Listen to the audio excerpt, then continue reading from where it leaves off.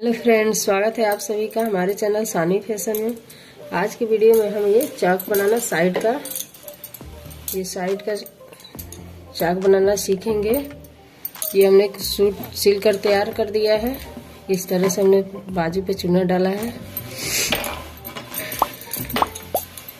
ये साइड का हम चाक बनाना सीखेंगे। सबसे पहले इसको हम पकड़कर ये नीचे की तरफ से इस तरह से हम ऐसे फोल्ड करके फिर ऐसे यहाँ से मशीन लगाकर सिलेंगे।